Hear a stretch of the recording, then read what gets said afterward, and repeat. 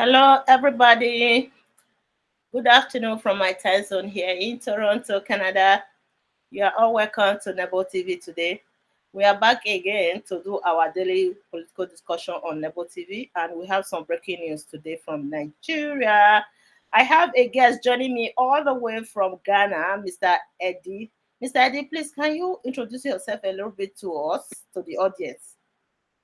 Hello, everybody. Good evening. My name is Endurance. A lot of people know me as King Bongos because I'm the media analyst on my Facebook page. It's a wonderful evening here being connected to Nebo TV right in Canada, and we are about to digest what is going on in Nigeria. So I would like you guys to pay attention and let's keep the focus. All right. Thank you. Yes, yes. So we have some breaking news today. First of all, former senator, is it not senator, Ekweremadu and the wife were allegedly arrested for organ harvesting in the UK. Dunamis Church holds prayers for good president and against insecurity at a Deliverance Crusade. So the last one, which is very hilarious for today, Nigerian lawyer attends court in native doctor's attire. Oh my God, the regalia. I'm going to show you guys the picture anyway. The picture is out there, it's flying around social media right now. So what really motivated him to wear native doctor's attire to the courtroom in Abuja, we still don't know. It's not very clear to us. So first of all, let's look at Ekweremadu and the wife that were arrested for alleged organ harvesting in the UK.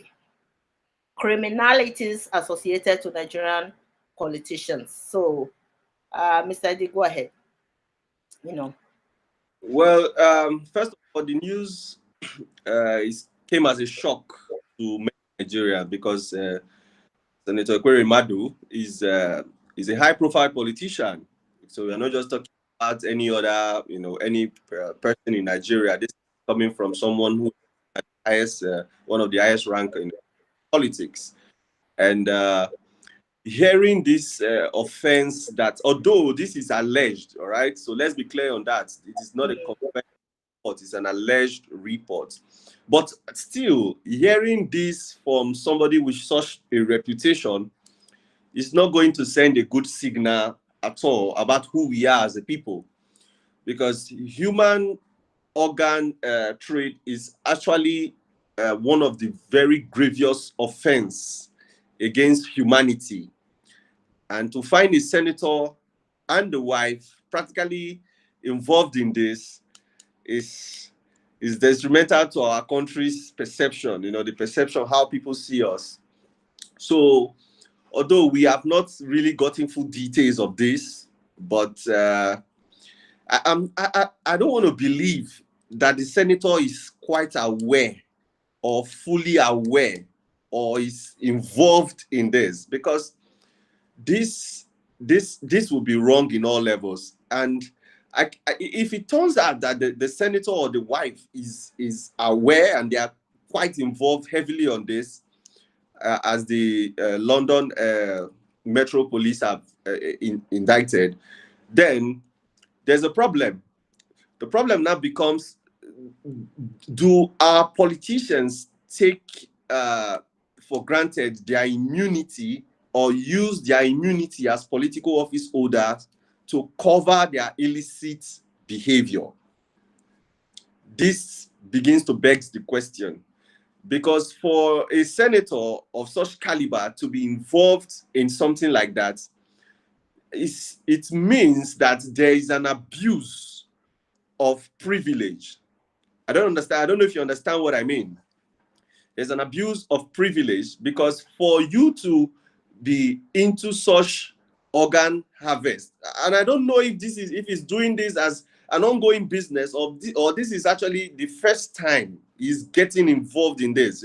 When the investigation begins to continue, we begin to see new revelation. But if this is something he's been involved in quite a long time, and he's being shattered by the immunity he has as a political office holder, because if he's not going to be questioned, or people are not going to focus on this illicit behavior, then it begs the question, where are we heading to, as a country? And the kind of examples that these politicians are laying out is actually terrible. And I just hope this is not true. I hope it is not true. So it's true. We are talking about UK. This is not Nigeria. Thank God that they took this criminality to the UK. I wish it's in Nigeria. They would have used money to suppress the system. You understand? So I think it's truth. Let's just assume that it's an alleged claim right now, because we are not sure, they have not been charged. You understand? But I think it's true. There are some elements of truth here, because I don't think the UK will just publish a fake news like this to the public. Let me play this video. I'm going to play one video right now. Okay. News reaching us now says that local and foreign media are reporting that two suspects identified as Ekweremadu and his wife, Beatrice Nwaneka Ekweremadu, have been arrested by the United Kingdom Metropolitan Police and formally charged with conspiracy to facilitating the travel of another person for organ harvesting. The suspects were arrested and charged over their plan to bring a child into the country to allegedly harvest and the said child's organs. The suspects, who have been remanded in custody, will appear at Oxbridge Magistrates Court later on Thursday. The Metropolitan Police in a statement said the charges involve arranging or facilitating travel of another person with a view to exploitation, namely organ harvesting. According to the Metropolitan Police, the child involved has been safeguarded, according to the Met. So how can that be fake news? How can that be a fake news? This is not a news coming from Nigeria, guys. This news is coming from the UK. I don't think people will go out there, look at the news, So there are some elements of truth here. These are some of the criminal activities they are performing in the country. Nobody's charging them. But if they take it outside, they are being arrested. You see?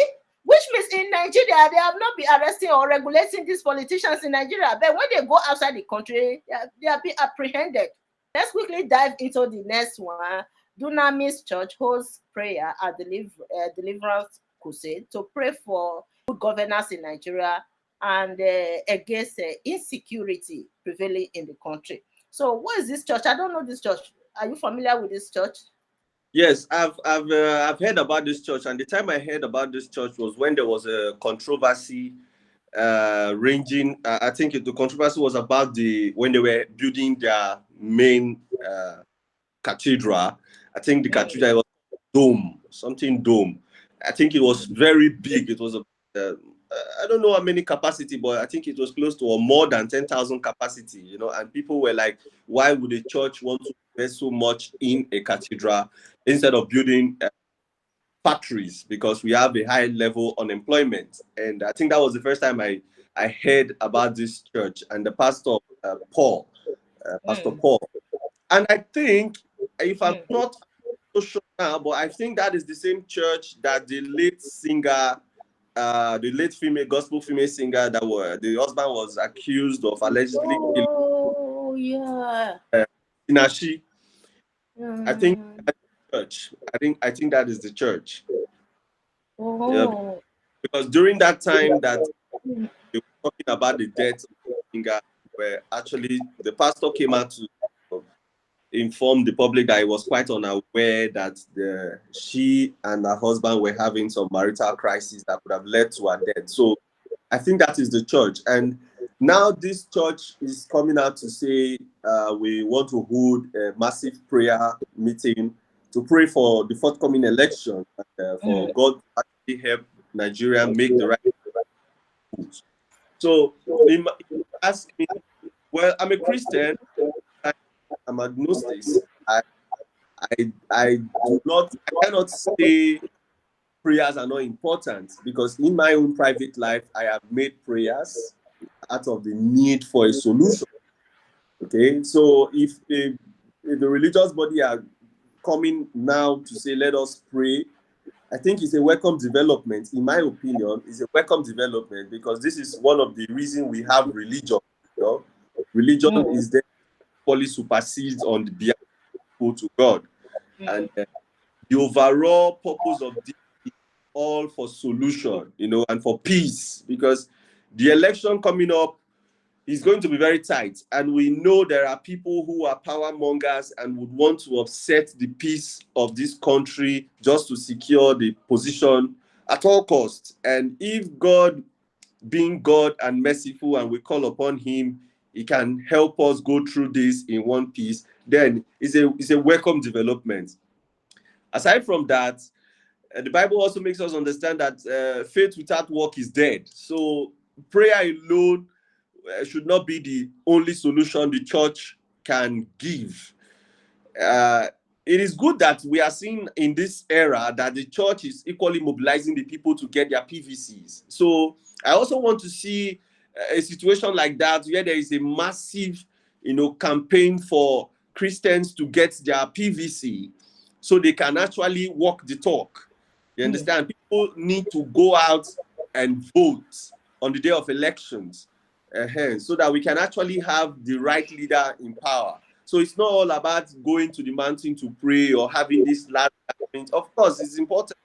It's quite important. But then we want to see the church playing a much larger role in sensitizing the people to actually do what is needful. Because a lot of people, a lot of Christians, sorry to say, just want to leave everything at the foot of God, But God will not come down from the heavens and come and do your responsibility for you. So while it is a welcome development, I would want to see the church actually do more. I actually want to see them do more. Yes, exactly. I saw some churches advising their members to get PVC. So that is exactly what they should be doing right now. Like what you just said, that they don't have to go on top of the mountain be praying. Action is always louder than voice. So they should give action to all their prayers and everything by advising their members to get their PVCs and vote their conscience in this upcoming election. It's very important. Who do you think is gonna win this upcoming election? It's very confusing, right? APC, PDP, and Labour Party. Yes, it's the forthcoming election is a very important election, and predicting who would win is quite tasky because all of the contenders that are standing in and representing their political party, they are all strong contenders. You understand? They have their feet to the ground, and they have experiences as well. So it's actually a very tough take to say this particular person would measure the winner, because you also, in as much as you look at the structure and the influence of a particular political party, you also want to look at the Nigerian force, because majority of the decision will be made by over 200 million, or let's say 100 or 150 million eligible voters. So you cannot dismiss their choice.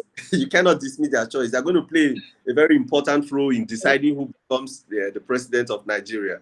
But if we decide to let's go based on statistics, as of now, I saw a report of the PVCs that are available in all the political zones, and it seems though the Northerners are far more ready for the elections as compared to the South.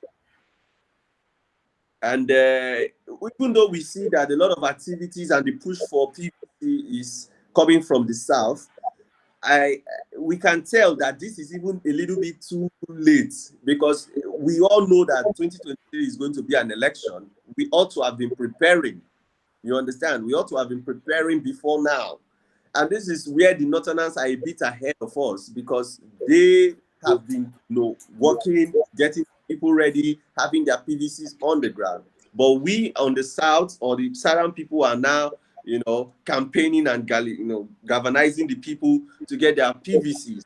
And one thing I'm noticing this whole get your PVC campaign is they are not, I don't know, Nigeria, one of the reasons they want to get their PVC probably because they feel it might be important for maybe banking, some some official responsibilities that you might need to present a PVC, not necessarily because you want to vote.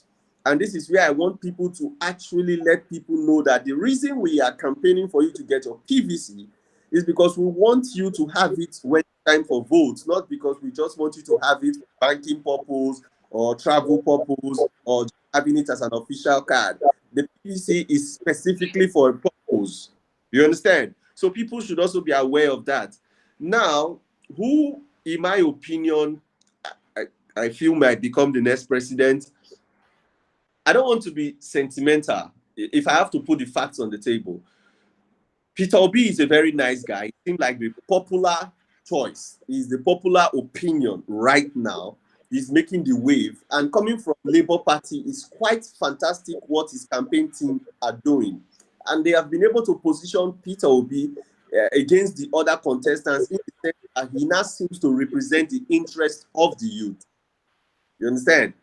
It seems to represent the interest of the youth more as compared to the other political candidates who may have a broad interest about the whole of Nigeria. But Peter Obi now seems like a youth movement. And now it's going to be the youth between the former generation. You understand? And this is the first time we are seeing the youth practically interested in Nigerian politics. Let's not forget that the former, our parents, our mothers, they are very, very active in politics. They are the ones that actually used to vote, right?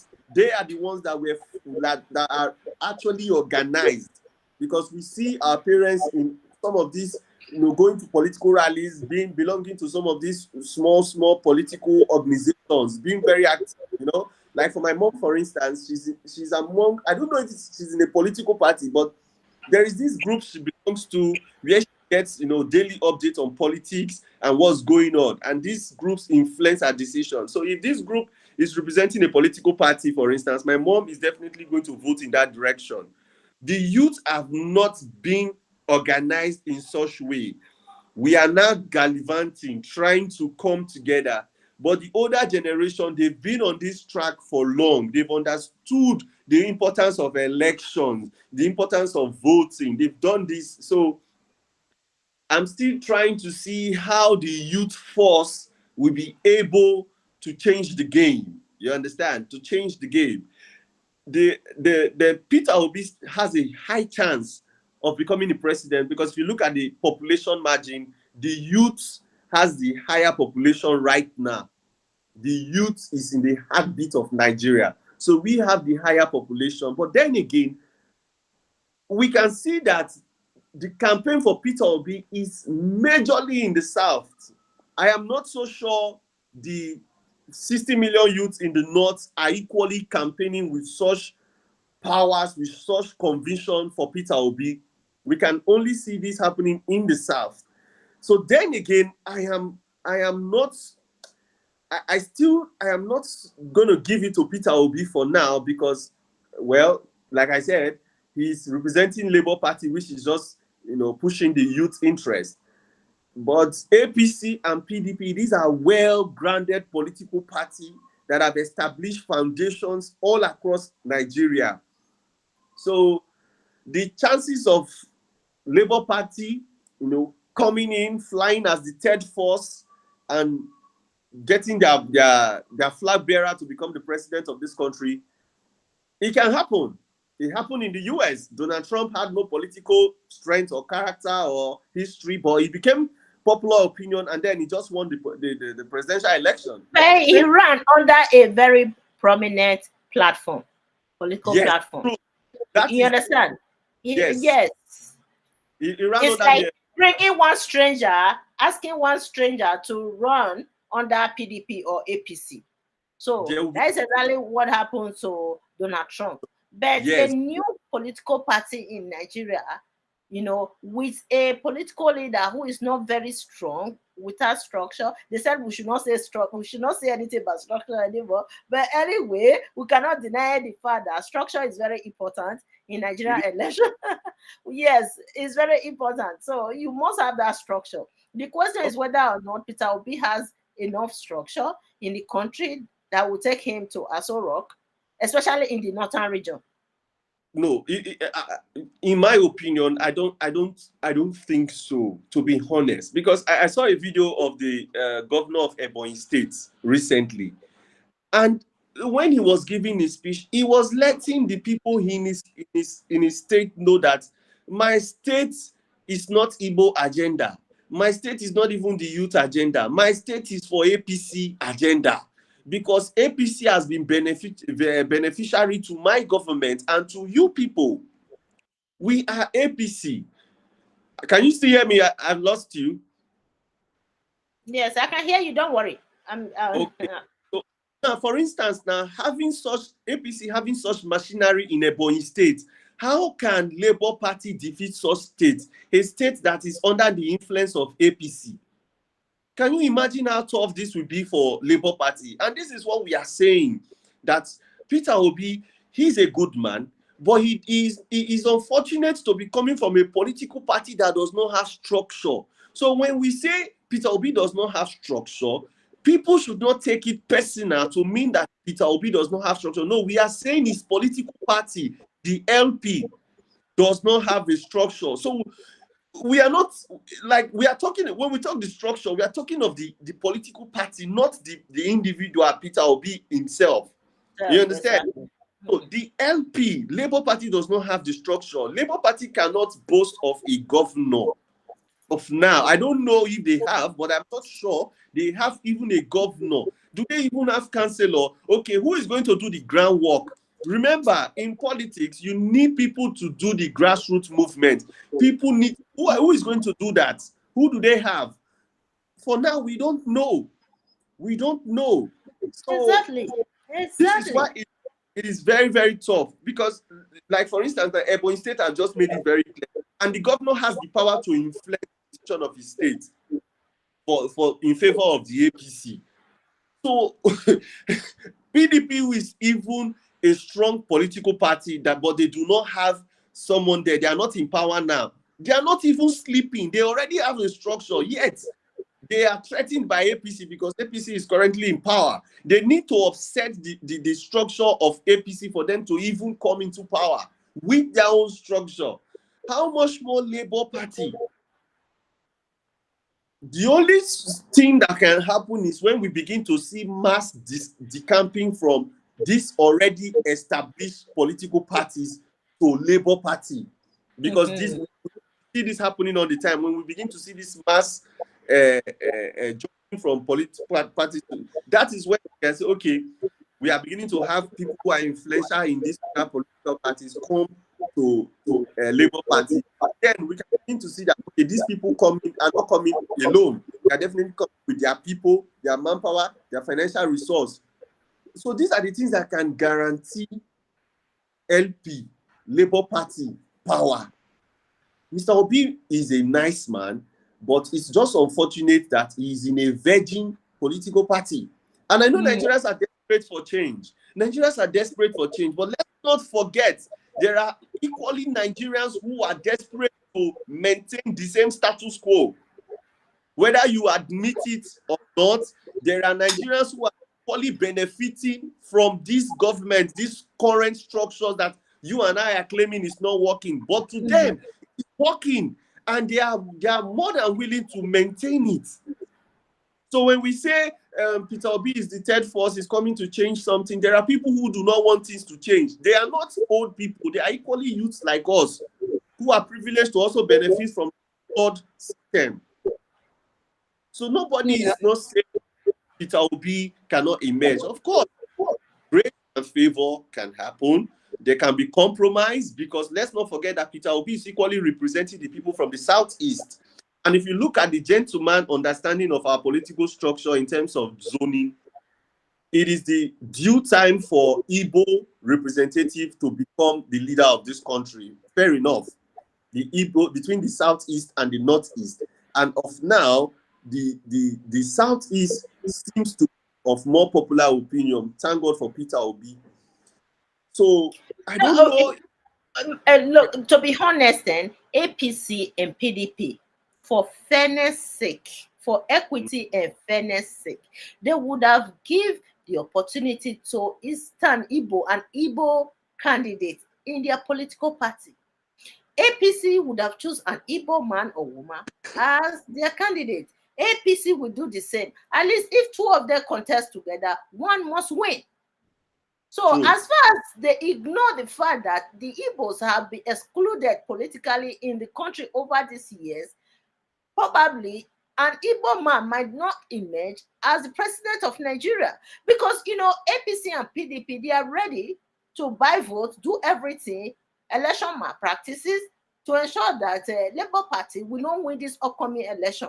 The only way an Igbo person will become the president of Nigeria is if either APC and PDP, those two political parties, decided to nominate an Igbo person as their candidates. Otherwise, it will be very difficult for Peter Obi. I know that the youth are all clamoring, supporting Peter Obi. Many people are supporting him. But we should not ignore the fact that Nigeria, we have never had such thing as free and fair election in Nigeria. You understand? So Yes. people should not say getting PVC. Yes, whereby you get your PVC, you vote, your vote was not counted. That is the thing. Yeah. Well, like I always tell people, we need to, at some point, be very mature to understand that it is not just the vote of the populace that means the result or the outcome or who becomes the president. It is part of the process. Elections are part of the process, but elections are not the only, especially public elections, are not the only process to who becomes the president in this country. There are going to be closed door elections. You and I will not be allowed to. We won't use. There will not be need for PVC. There will be deep state actors. There will be large corporations. They are going to vet on who they want to be president. Okay, so just this PVC is not going to be enough because there are so many things at stake. Nigeria as a country needs someone that can manage both human resources and the natural resources at the same time. So those who are in charge, I was listening to Dede Momodu, he said there are owners of Nigeria, people who own Nigeria. For you to become president, you need to speak to these people. They need to know that you will not sabotage their own interests. Even if you are there for the good of the people, they also want to be aware that you will not sabotage their interests, because for them, they have invested so much into Nigeria for decades. There are large families like that. Let's, for instance, like the Dangote family, the Dan Tata family, the Otedola family. These are families that have invested large amounts of money into the welfare and well-being of Nigeria and sustainability of our country for years.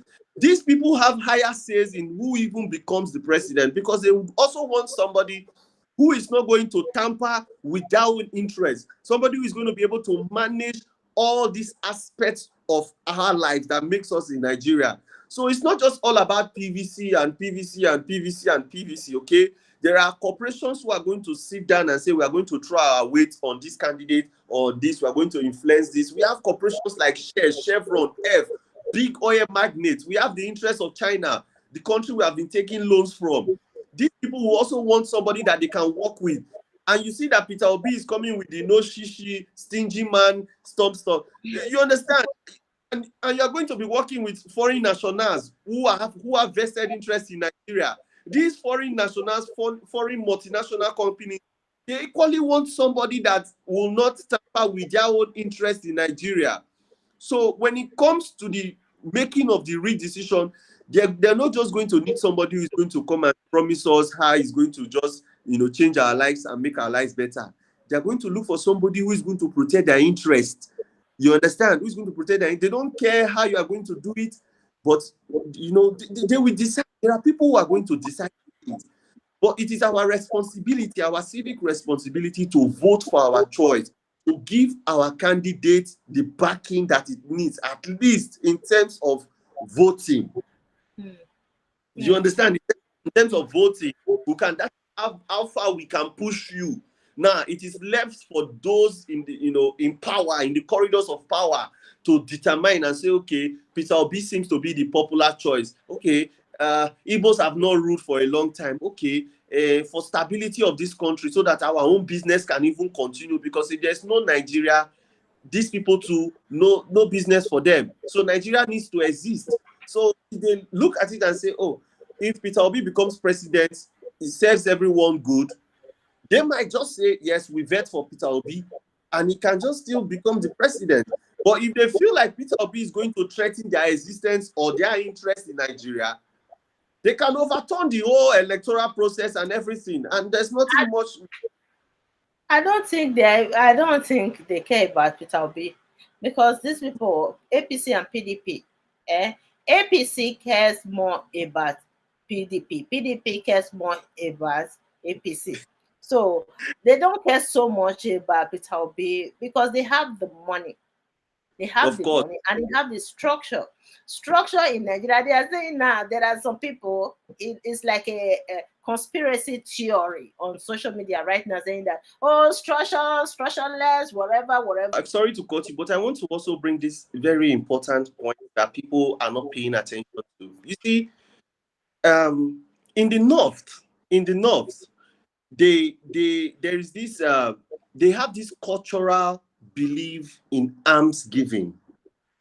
You see, for Peter Obi to break the north, he needs to drop this no shishi campaign. We need a give money campaign, because the average northerner believes in alms giving. It is it's cultural to them.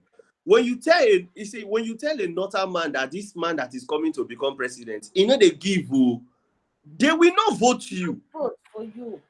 They will not vote you because they are culturally used to alms giving, because they believe somebody who gives freely is somebody who follows the steps of Allah. You understand? They believe that. So this, Peter Obi is stingy. I understand where he's coming from. I am educated enough to know what that means. But the average Fulani Amajiri on the street who is eligible to vote, for instance, is not going to vote for somebody they tell him that this man does not give shishi. He is going to vote for somebody that, hey, Atiku, they give money. Oh. That is who he doesn't care about whether you are coming to develop Nigeria or not. He has it at the back of his mind that anybody who is going to lead Nigeria is definitely not going to turn Nigeria to heaven. He understands that life is a slow process and definitely Nigeria will be great one day, but he's not looking for overnight miracle. He does not believe in the hefty promises that you will promise, but if you can give him something to eat for that day, he appreciates that one the most. Unlike people of the South, you understand? People of the South, okay, if you don't give us money, but you are going to make our lives better, we will take that. We don't mind. But the Northerners, culturally, they prefer alms giving. They are used to receiving and giving. That is for them. So this Peter Obi no shishin campaign, I'm not so sure it will work in the North. And if it does not work in the North, and he cannot secure the votes from the North, he cannot win. Peter Obi, if he's selfish, and he was selfish when he was the governor of Anambra State, I don't think selfishness will work for this upcoming election, because many Nigerians, they are really hungry. We can't deny that. So they want some money. And during election period like this, what I call government benefits, that many Nigerians get their government benefits. People are happy now that they're going to be getting some free rice, a bag of rice, yam, oil, and all those food materials, and they're going to get some money, small money. Election day, I remember we covered the Ondo State election. Was it not 2020 Ondo State election? I saw people negotiating for the political party that will pay them more money. So this one we asked, how much is APC paying? The other one will say this. APC was paying more than PDP in all those state election. I saw that. I will cover it. If you watch, we have some of the video on Nebo TV as we are speaking. You can watch it. So we saw these people. These are illiterate in the village, in the suburbs. These people were negotiating for price. APC paying more. All those things, you cannot avoid it in Nigeria because poverty everywhere in the country. People are desperate. They need money. They don't even care. $100. I say $100. $100 is a big money in Nigeria. So they were giving the little money, 5,000, 10,000. You understand? 5,000, 10,000. So people were selling their votes. Some of them just came. There was one guy who was reporting for me who said some people just came specifically because they told them that they are sharing money. APC is sharing money. So they came from their village, lining up like this to get the money. So as they get the money, they take their PVC from them. They were collecting their PVC from. And Nigeria, we have problem in that country. No democracy in Nigeria, please. It's very annoying. No democracy in that country. So these people line up. They came from the village because they told them that you go to whatever polling unit today and you're going to get money. Just give them PVC, they will give you money. So they line up. They were collecting their PVC, give them money. Some of them, they will call them to, they have a counter, all those agents. Agents, you know that they used to employ agents working for them, APC and PDP. So APC was paying more. So you see APC agents working, you can even see them because these boys, they were covering the election.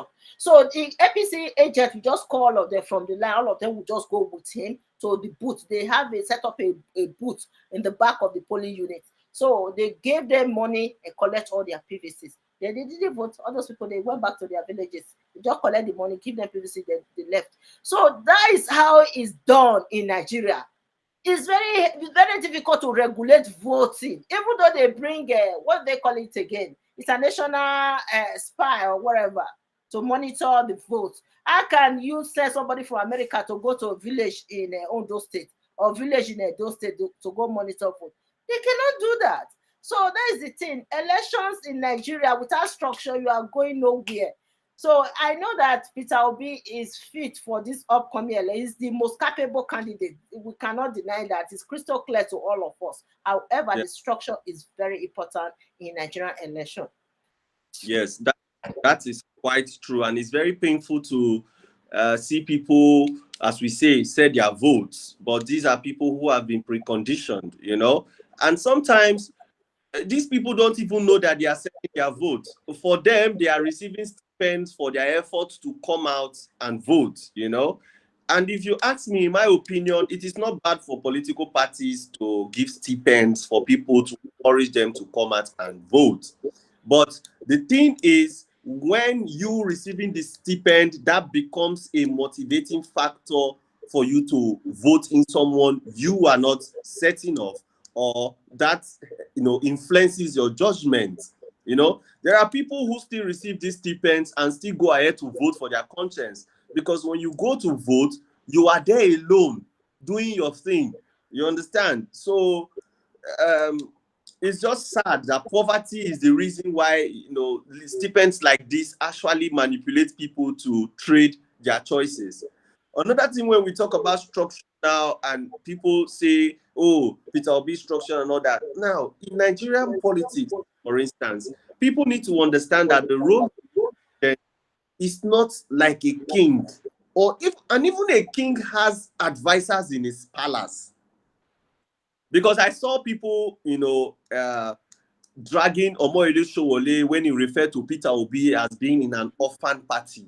But if we decide to take a critical look at that, let's say Peter Obi wins the election, of which people are not even paying attention to now. A lot of people are like, they are focused on the wedding and not the marriage.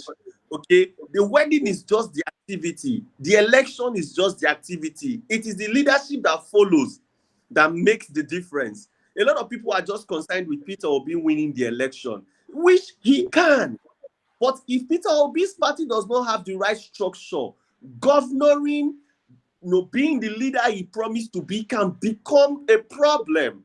Because in Nigeria today, power is shared between 3 tiers. We have the judiciary, executive, and legislative. So it's not a one-man show. I don't know if you get it, because Peter Obi may have the right mindset. He may have the right, approach.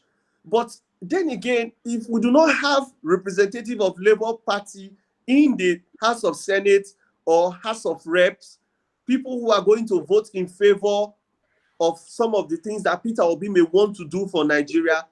How is that going to happen? If Peter Obi eventually, let's say, he wins the presidency today, Nigerians will be happy because, yes, they have voted the person they want. The person have promised them all that is necessary to move the country forward. The person becomes the president. Now it's time to be effective. And now he proposes a bill, or he proposes a budget or something or whatever, and this has to go through the Senate. And there are no Labour Party members who are going to vote in favor. So what is going to happen? If we are having a crisis and there needs to be a law, and the president in his capacity and his wisdom thinks that, okay, this certain law will work in favor of the people of Nigeria, and he sends this to the Senate, and there is no Labour Party representatives there, who is going to vote?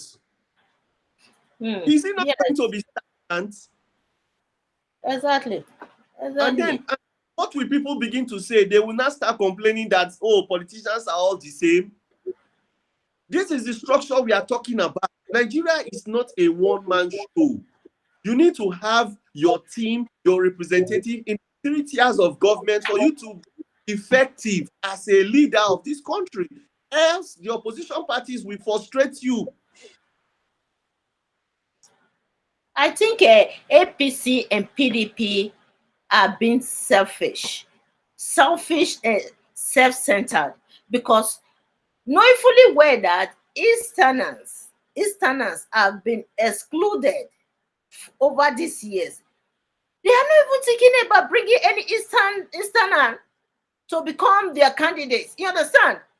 That's not even their problem. Everybody is fighting to become the president of Nigeria. You don't think about that. Look at the agitation going on in the Southeast over these years. You understand? Because of how they are being excluded politically in the country. But APC and PDP, the 2 major political parties in Nigeria, that is not their problem. It's not their headache at all. Even though one ethnic group has been excluded from the Nigerian politics, that is not their problem at all. I wish APC and PDP produced a candidate from the East. APC produced one, PDP produced one. For the sake of fairness and equity, you understand? Just produce, okay, let's give chance to an Easterner to become the president of Nigeria, even for 4 years. What is this? This is selfishness. It's selfishness. It's not good. It's not selfishness. When you say it's selfishness, you make it feel as though one person made the rule in this political party. Let's not forget that Peter Obi was also a member of the PDP. He had come before under the Atiku as vice, and then he had this chance before this primaries conducted. But in his own words, he was not ready to spend money. Okay? These political parties need money for their campaign, for the maintenance of their structure, for victory. And they need politicians who are willing to pay money to secure their seats. You understand? But Peter Obi is not willing to play by that rule. It's not like he was exempted. He was also given the fair platform, but he made his choice and left before the primaries. Who knows? He may have won it, but in the primaries, okay, we understand that Wike did his best. He came second. We understand. But I don't think this is the fault of the political parties, because it is not in the position of one person to decide who becomes the flag bearer. You can see what happened at the APC primaries. Every of their candidates went in. At some point in time, we thought Osibanjo was even going to be the flag bearer, because before he stood on the podium, people were hailing him. They spent so much time singing. But when it came to the ballot, people made their decisions. People made their choice. And then we saw the emergence of Bola Ahmed Tinubu and Amechi coming close. You understand? So you must also understand that in Nigeria today, and this is the fact that I don't want people to take out, the Igbos, Southeast people in this country have been practically unserious with the leadership of this country. Igbo people in the past, and we all know this, through their agitation for Biafra, have put themselves in a position where it is difficult to conclusively give them the opportunity to lead this country. They have shown that they are not interested in Nigerian politics. And even Peter Obi made a statement that he is not desperate for presidency. Oh. No matter how bad Nigeria is, no matter how terrible Nigeria is, you should not say that if you really want to lead this country. He said it's not desperate. He said that. Yeah, it's not desperate for presidency. So people, no. how bad Nigeria is, no matter how terrible our situation is, if you truly want to change Nigeria, you should be desperate. You should be even more motivated, because if you lose the chance of coming in and becoming the president of this country, whatever goodwill you have for Nigeria, it will not happen. The people who are coming to Nigeria who want to be president of this country, they are desperate. Desperation does not mean they are evil. They equally have their good plans for the nation. But they are desperate because they know that Nigeria is the prize. Nigeria is hot cake. For goodness sake, we are the most populous black nation in the world. We have all the natural resources. You should be desperate to be the leader of this great country. We cannot come and beg you. We cannot come and pamper you to be president. If you want to lead us as a nation, get on your feet and do the work. I don't know if you get it. That is in my opinion. If you want to be president, get up, do the work. Don't tell us you are not desperate for presidency. Are you expecting us to beg you? Before now, the Igbo's position is we don't even want to be president. We have a different agenda. So how do you expect a political party as PDP to gamble with such people? How? They want to win the election. They are therefore, they want somebody who is desperate, who is going to do everything it takes to emerge the winner. So how will Peter Obi, who is not desperate, become the flag bearer? Because if they tell him, do this to take us from point A to point B, he might be reluctant. Which I can understand. That is his own personality. He wants to feel like he's the Messiah. He knows it all. He can solve Nigeria problems, so he's not in a hurry. Sorry, excuse me. I can understand this, but at this point in time, regardless of how Nigeria is, no matter how bad it is, we want somebody who is desperate to change it. I can't believe that he said that. No, said it's not desperate. It's not desperate. People may quote desperate, then don't run for president now. You stay home. Stay at your home. Nobody will come and stress you. And don't go for this the number one position in Nigeria. Don't go for it if you are not desperate. Nigeria is a complex society.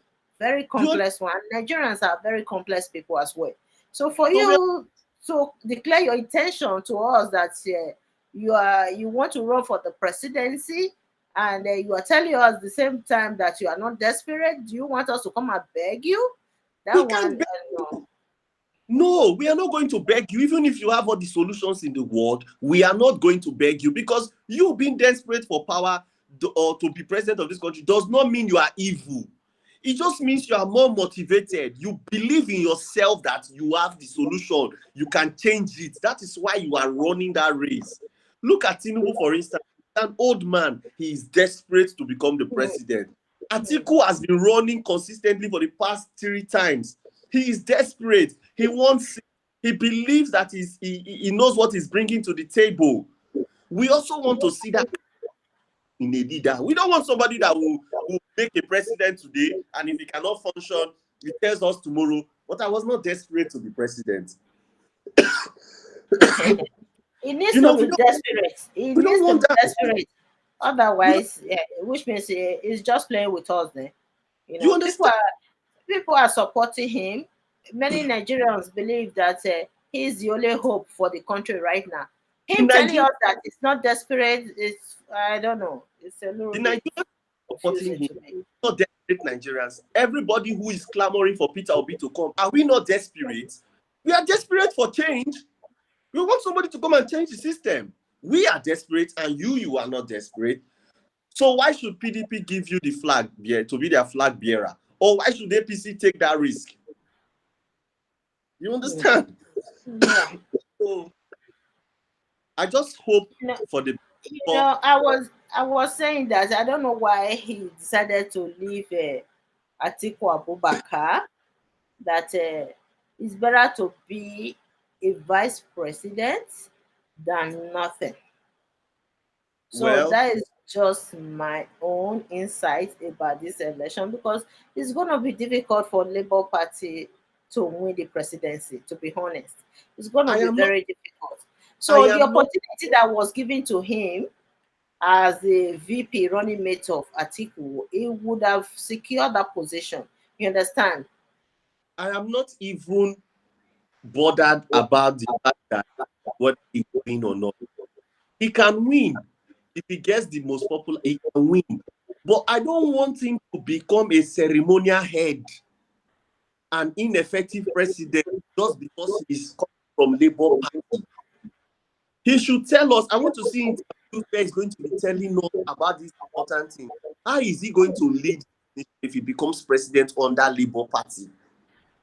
When we know that Labour Party have more than enough representatives to assist him do the things he's promising us today. Nigeria is broke, for instance. If he wants to go and take a loan, is he just going to get up and take a loan? Is he not going to consult people from the Senate or from House of Rep? Are they not going to approve these things? So if he does not have his own Labour Party representative, how is he going to do it? These are the things I want to hear. Don't promise us the shadow. Tell us how you will get it. Because Nigeria is a complex country. We work with laws. There are some things the president cannot do, even if he has the veto power. Do you Exactly. understand? Nigerians are just being, we are just in the wave of Peter Obi. He should be president. Yes, he can be president. He can win. Okay, he wins. What next? How is he going to be effective? You see, the reason Goodluck Jonathan was effective to some extent was if Goodluck Jonathan was under PDP. So he had people in the Senate, he had in the House of Rep. So he could not be rendered ineffective completely, because when he proposed something, he has people who are going to vote in favor. Mhm. You understand? I said this before. What you just said, I said it before that Goodluck Jonathan was a very quiet man. You understand? Before he became the president, the vice president, very quiet man. He was not popular, but he was loyal, according to what I heard, and he's still a very loyal person. He was loyal to the president and the northern, loyal to everybody. He's a very loyal man. So he was loyal. That is why he went to the position of becoming the vice president. And luckily for him, he became the president of Nigeria. He never even thought one day that he would become the president. You understand? So he became the president. I was saying that Peter Obi would be honest to Atiku, stick with Atiku. You understand? Atiku is a very. I'm not praying that Atiku will die in office. I'm not praying for that. But you never know. You never know what will happen. It's good to be loyal. I have a personal experience about when you have the elders, or those that came before you, you need to be loyal to them. If you are trying to prove that you are more, let's say, you are more educated, or you are more exposed, you have more knowledge, you have more experience, I have more skills, I can do this. And look, Nigerians, they are very complex people. Nigerian politicians, they don't want somebody that will come and compete with them. They don't want somebody that will come and criticize them. You understand? They want somebody that is loyal to them. I know Nigerians. So in order for you to gain such position, you need to be loyal to those that came before you. So Mr. Obi, Peter Obi was not loyal enough to Atiku. I wish he sticks with Atiku up to that primary that was conducted, PDP primary. Probably would have been the VP now. VP, we don't know, maybe Atiku will win this upcoming election, then he will become the vice president. Vice president is very close to become a president. Anything can happen, you can become the president. You understand? But he didn't do that. He didn't do that. Instead, he decamped to Labour Party. So this Labour Party, I'm not saying that Labour Party is not good. The question, what are the chances? Where are the structures, of Labour Party across the country? That is what we are talking about here. You know, don't believe on this PVC. I want to go buy PVC on that election day. How many people will be given the opportunity to come and vote? APC and PDP, if they send their talks to, please, Nigeria, we have to be realistic. Sometimes we don't want to say the truth. If you try to tell Nigerians the truth, they will be angry. They start insulting you instead. Of which what you are telling them is the truth. Tomorrow now you will see. I so many times that they insulted me on this program, saying that, oh, you're lying, this woman don't understand what is going on in Nigeria. I always predict many things. All my predictions have came to reality. All on this program. If you like, insult me again. I'll pull out this program tomorrow to show you guys. This is what I predicted. How many times I've predicted to Nigerians on this program? Nobody will listen. They start insulting me. The other time, the last election, Nigerians said that if I ever said that Omoyele will not win this upcoming election, or that the past election, I'm telling you, Mr. ID, the past election, many Nigerians were in the opinion that Omoyele must win, Shawore must win election, that past election. Are you kidding me? I was telling that there was one man who just came on social media saying that election and pull out some names, some of the candidates with Shawore. At the end of the day, Shawore won the election online. So he was saying that with that election, we can use it to predict the general election in Nigeria. That since Shawore won the online one, it's expected. I was looking at this man, I said, maybe this man is looking for followers. That's why I conducted the online. Shawore himself, if you even ask him if he will win the election, he will say yes. You are just there following him saying that he's going to win the election. Ah, goodness. Oh, please, wake up. I really wish Peter Obi becomes the president, but I worry that the party he's standing in from is not as strong. And I was hearing that there were chances that he may collaborate with NNPP that has the flag bearer of from Kano State. I don't know if he's former governor, current governor, but I don't think that collaboration, that merger is going to happen again. So, which one? With Kwakwanso. I can't hear you. NPP. PDP? No. NNPP. Which one is NNPP again? NNPP is, I don't know the full word for the acronyms, but it's a political in the north. And the flag bearer is Kwakwanso, who was a former governor of Kano. He's a very popular choice in the north. I heard there was going to be a merger between Labour Party and his party. Oh. That would have worked to some extent, but now it was a conversation between who is going to step down for who.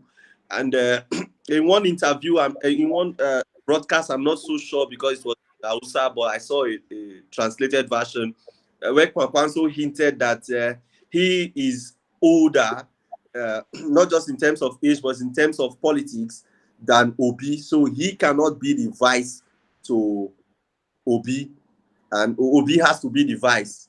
But then again, Obi will not be the vice, because if Obi should stoop down to be the vice for a measure to work, then he may lose followers, because everybody seems to want him to lead. And I can understand. He is the only person representing the Igbo interests, and then, of course, Nigerian interests for now. And if Igbo man should step down to be a vice president, I'm not so sure that we go down well with the people of the South. So, Yeah. my concern is, how should the South retain power? Because right now, we have a small division between Tinubu and Peter Obi. And any split in votes between these two will mean that power may return back to the North. Yes, you go to PDP. It will go to PDP, because when you look at it, it will go to PDP. Split of votes in the South between Peter Obi and Tinubu, that will give opportunity for Atiku Abubakar to win the election. You understand? So we are just predicting with the structure of the country. We can predict who is going to win the election, the chances for these three political parties. So definitely, our votes in the South is going to be splintered into two parts. One will go for Peter Obi, the other one for Tinubu. While in that case, Atiku will also get some votes in the South because Atiku Yes. is PDP. PDP, you know that PDP has structure in the South already. Like some Yes. state governors that voted for him during the primaries. You understand? Definitely, they're going to secure structure for him in the South. So let's say the vote is going to be split into three parts in the Yes. South.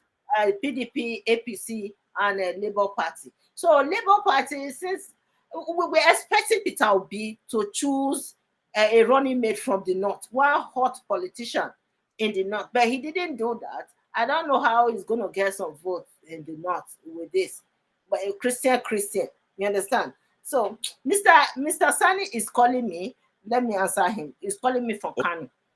Okay. Okay. Hello, sir. Hello, Good evening, sir. I'm good. On live broadcast, we are just discussing about the chances of the three candidates, APC, PDP, and Labour Party.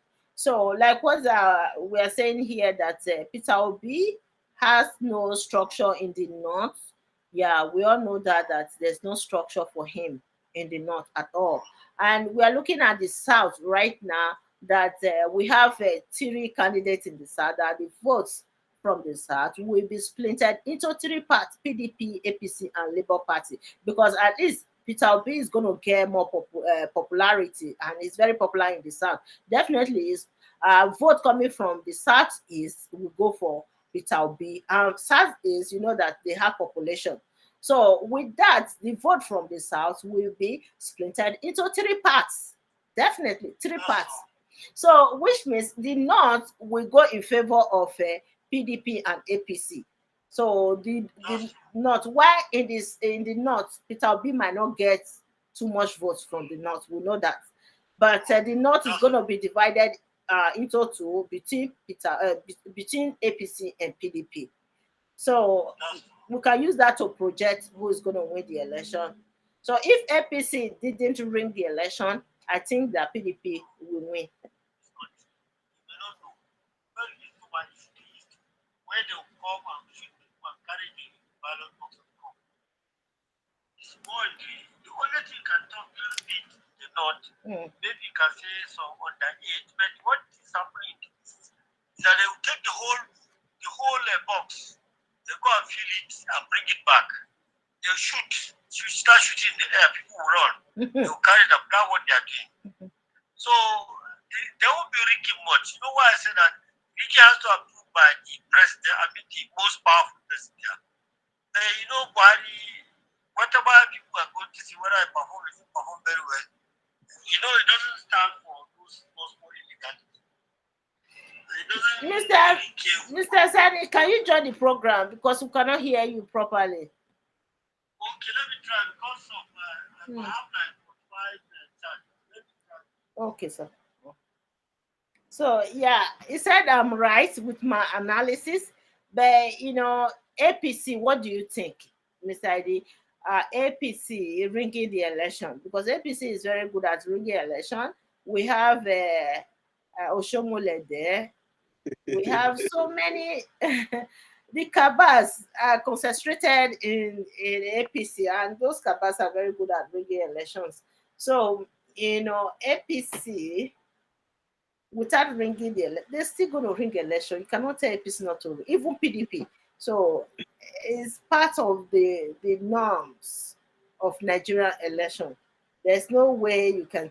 These people, they're going to ring the election anyway. The best ringer, you know, they used to say the best ringer will win the election. What do you think?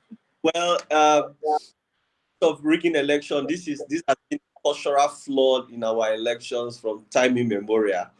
There are people who are always going to be bent towards rigging the election, and this is not only familiar with Nigerians politics. It's across Africa. The politicians rig elections. So I don't. In terms of if APC will rig election just so PDP doesn't come into power. But the truth is, both PDP and APC will try to rig the election at different venues and different.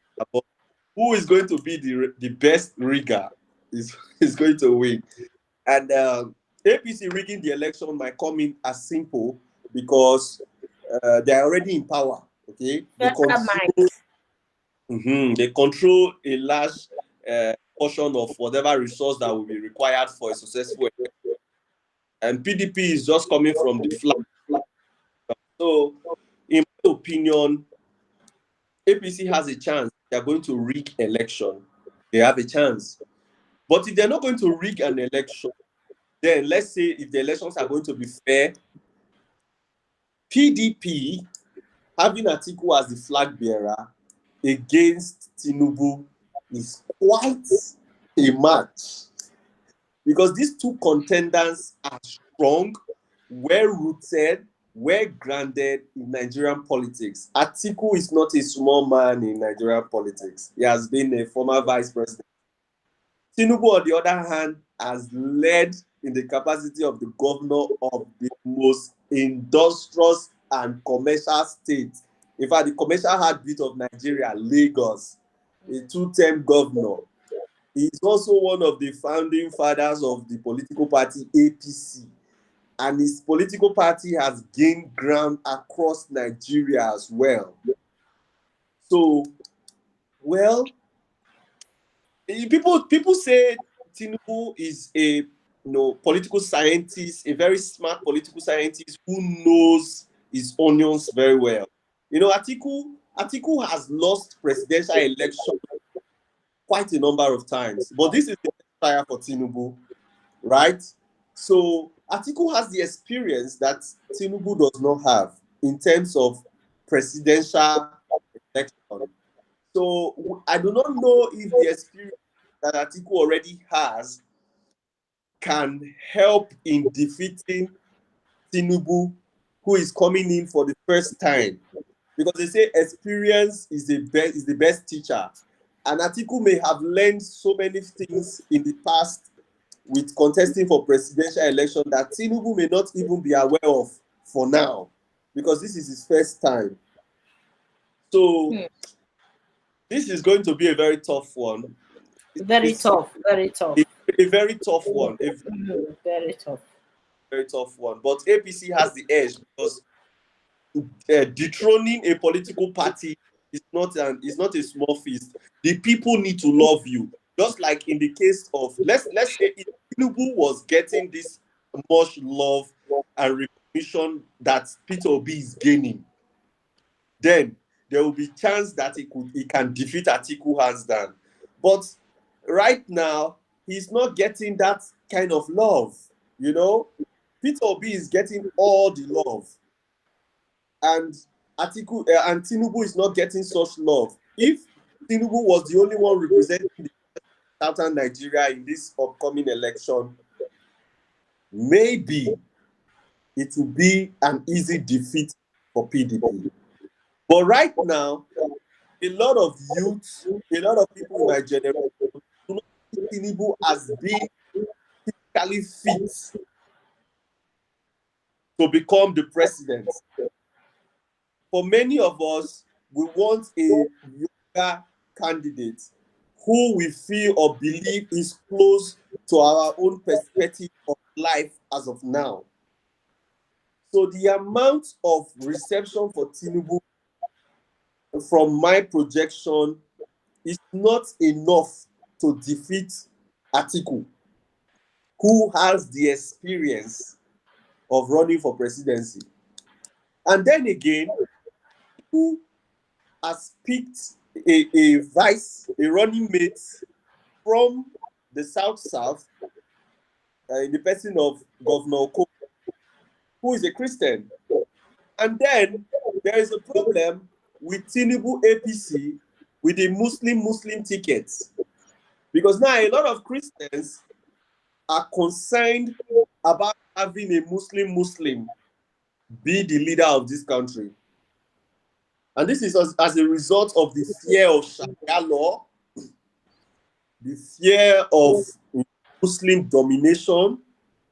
So a lot of Christians, even though they want to say we are not going to vote based on religious margins, a lot of Christians are not yet on a Muslim yet. That again is giving Atiku an edge over Tinubu's ambition. You see, so I wonder who is going to win. Me too. It's gonna be really tough. It's gonna be tough. It's going to be tough. It's going to be tough. This election is going to be the most interesting election because of those who are participating. And but with what we have on ground, we can project that power may return to the North because the North are more united than the South. See? The Northerners are more united than the South. Yes. The North can make a last-minute decision that can change everything, you know? So from my observation so far, like what you just said, and there is no doubt that the presidency will go back to the North. You understand? Because I don't know. Tinubu is not popular. If we allow free and fair election in Nigeria, there's no way Tinubu will win the presidency.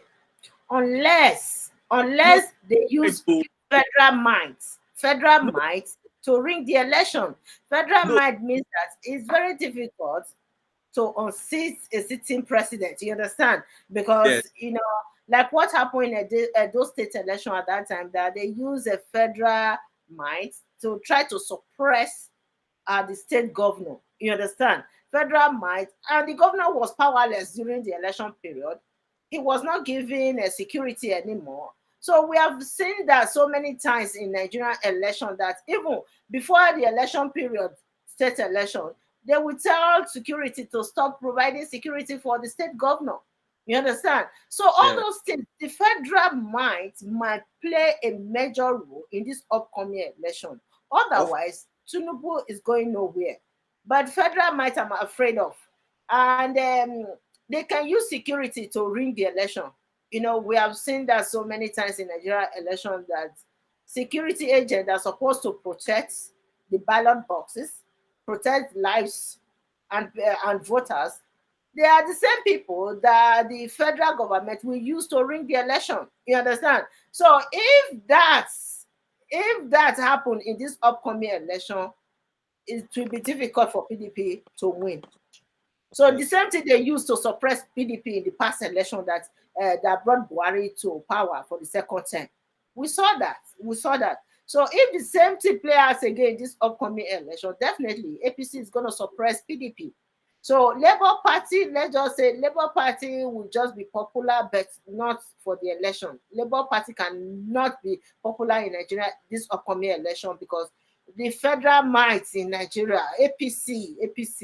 We have seen, sometimes it's good to be realistic. You understand? It's good to be realistic. That's what we have observed over these years, and we are predicting now that same thing might happen in this upcoming election. But we are not 100% sure. We are just predicting. You understand? Yes, of course. Things can change. Go ahead. You want to say anything? Go ahead. No, I said things can change. Things can change. The political atmosphere can change. You may never know what even Labour Party have up their sleeves. You can just wake up tomorrow and see that they are merging with or consolidating with other small political parties that already have smaller. You may never know. It is still too early. But if we are not seeing something tangible from Peter Obi's campaign, if we are just going to see just the shallow like propaganda, like they say, or go and check my record even though Labour Party decide to emerge with all the smaller political parties in Nigeria, they are still going nowhere because these political parties, do they have senators, governors, state governors, local government chairman, all those things? So those are the structures we are talking about here. Mr. Sani, thank you for joining us today. You're welcome. It's a nice attempt to express views. But there's one thing that a lot of people outside the political arena don't understand about Nigerian politics. It's not on the newspaper, it's not in the on air that you can understand the politics of the country. Let me give you an example. Let's talk about Benin now. You know, the strong man of old Benin politics is Anini. You know Anini, then Ogumedion, something, Tony right? and I cannot hear you well, Mr. Sani. I cannot I, really hear you well. Can you hear him? Eddie, can you hear him? okay, you see, it's not about what they are rushing around, going to churches or mosques or talking on the air, online and stuff like that. No, you can't understand Nigerian politics. If you want to understand the way Nigerian politics go, you have to know there are small cells, blockhouse in Nigerian politics. So I start with your state. I said before, the strong people in Edo or even combined with Delta before is Anini, the older police commissioner, and then Ogumedion sometime back, I think it's late now. Those are a strong personality like that. So like here in Kano, we have personality like, we have like 20 houses, political houses that they have people who are dedicated to them. If they ask them to go and fight, they go and fight. If they ask them to vote for this, they go and vote for this. And they don't come to media on this online to talk.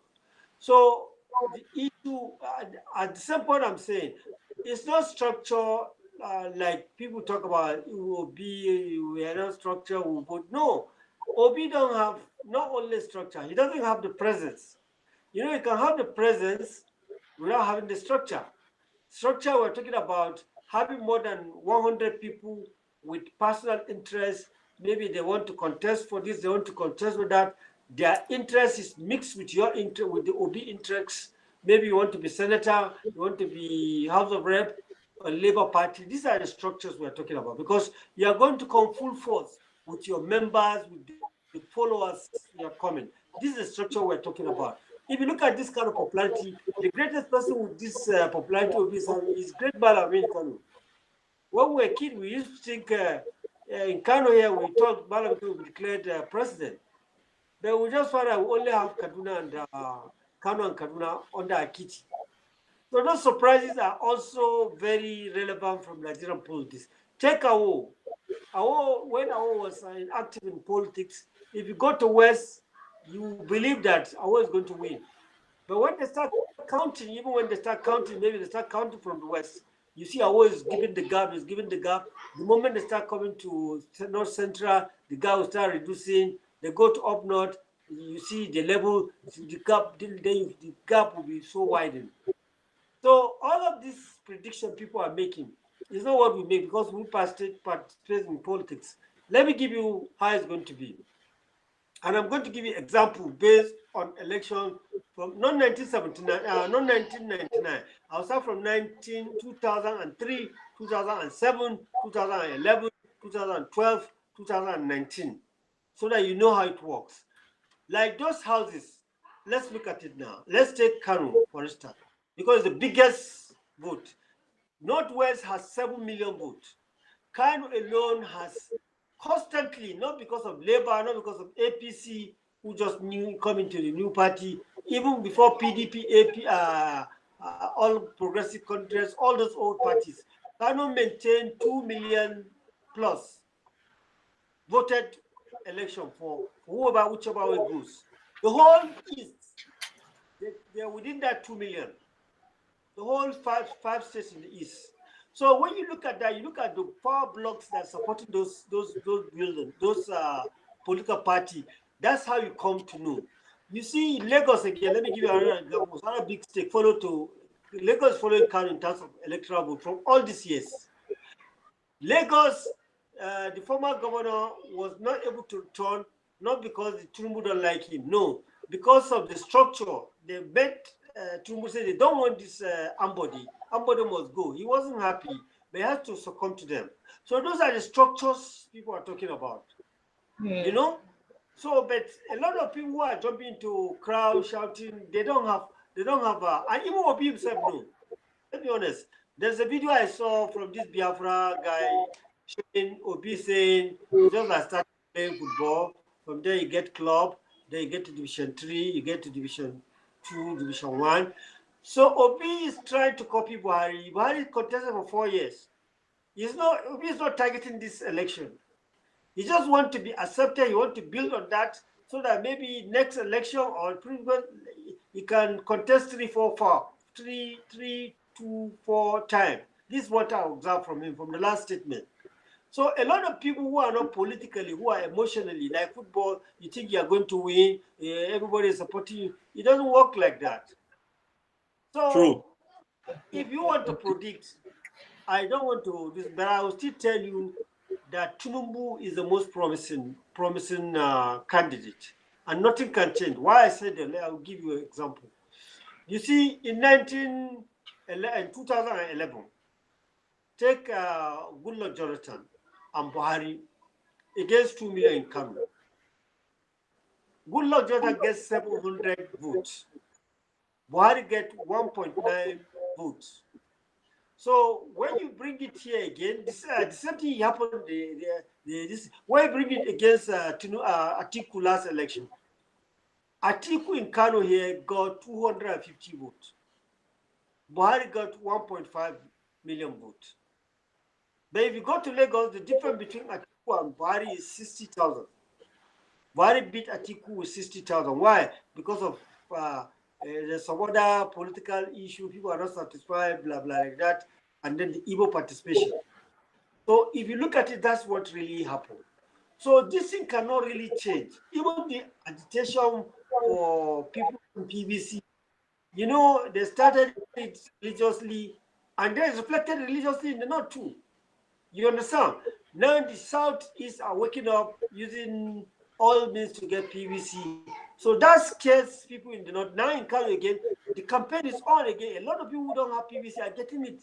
So you can see, take or leave or average basis, the number will increase of voters, but the pattern of voting will not change.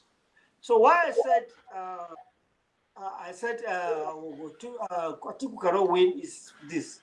What is the crime of Atiku? Because Atiku crime is that it's a sort of a masses, and when you get into power, you try to do away with the masses.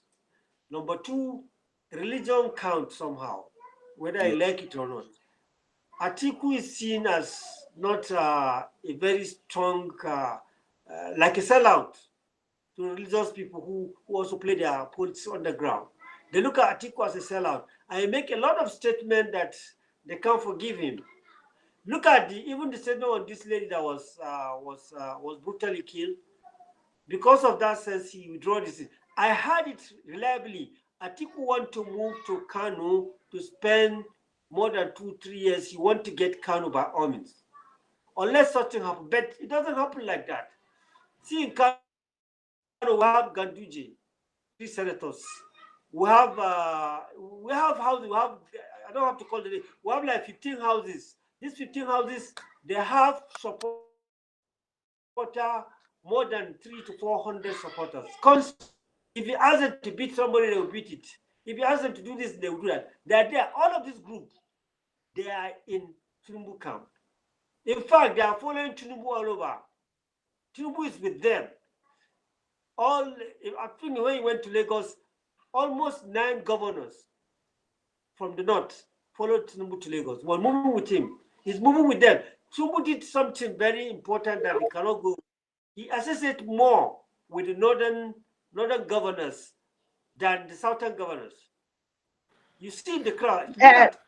Mr. Sani, I look, to be honest, I don't understand why you think that Tinubu is more popular in the north than Atiku. It's like a stranger coming to your town, taking over your town away from you. You said you are the king of your town, and a stranger just came in, taking over your town. I don't know how you're going to defend this, Mr. Sani. Okay, let me tell you. Atiku is from the north, and it's very prominent. He's one of the most prominent northerners out there. So Atiku Tinubu coming from the south to come and dominate the north. This is how sophisticated, you see, this is how sophisticated Kano is.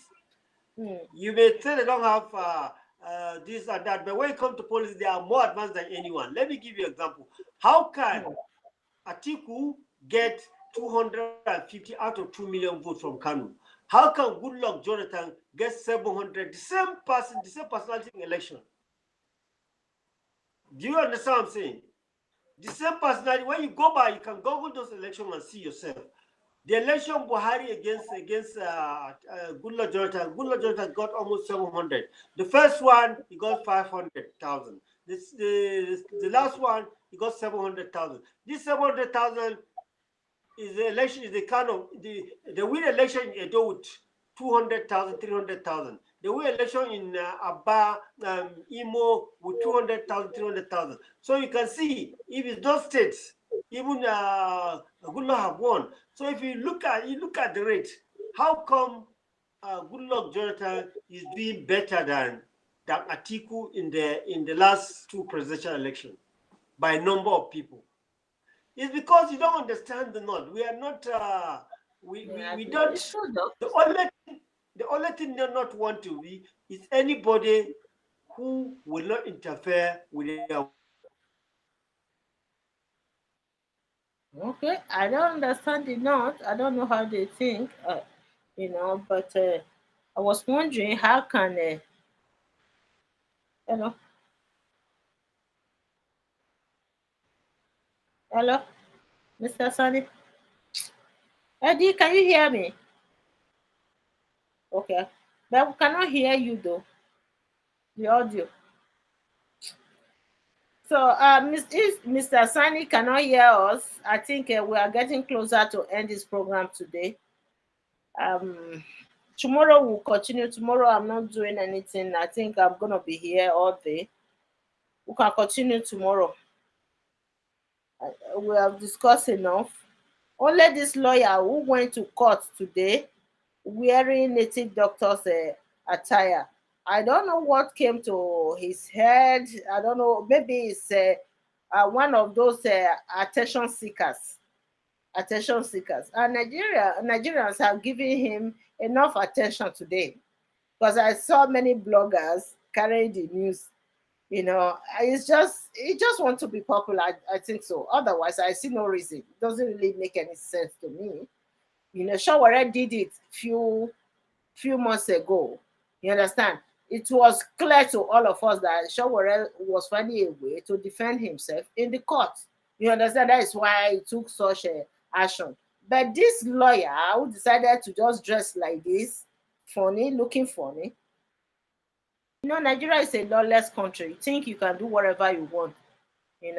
If you try that in some Western countries, you will end up losing your license if care is not taken. What is this?